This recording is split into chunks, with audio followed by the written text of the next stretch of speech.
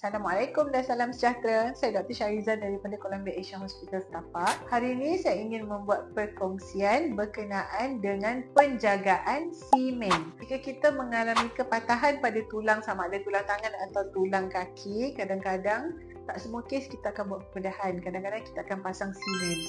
So macam mana kita nak jaga simen tu lepas pemasangan? So, yang pertama, simen tu tak boleh kena air. Sebab bila dia kena air, dia punya kekuatan simen tu akan berkurangan dan dia akan jadi lemah. Okey, tips nombor 2, kalau kata simen itu terlalu ketat sampai jari jemari jadi bengkak ataupun jari kaki jadi bengkak, cuba untuk elevate ataupun letak atas bantal tangan against gravity. Buat macam ni. Biasanya kalau tak ada masalah besar, lepas 2 jam bengkak akan surut lah. Untuk yang kaki, letak tinggi lagi daripada dada, letak atas bantal.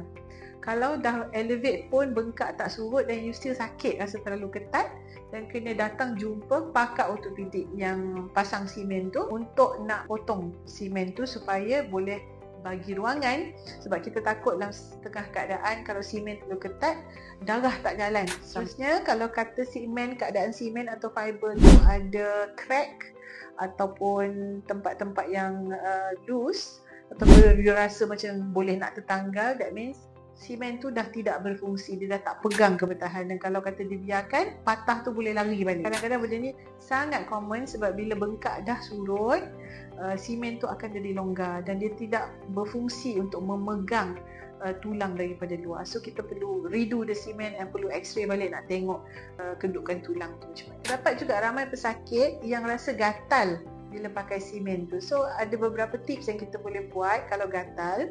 Yang pertama, kita boleh tap atas simen tu tempat yang gatal. Cuba untuk tap untuk hilangkan rasa gatal. Yang kedua, mungkin boleh pakai hair dryer dalam mode yang sejuk, angin yang sejuk, untuk blow di bawah simen tu untuk kurangkan rasa gatal.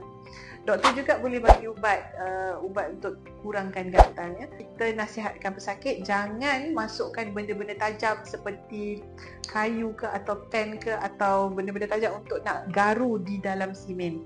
Sebab di dalam simen atau kas, sebab dia akan boleh menyebabkan luka pada kulit.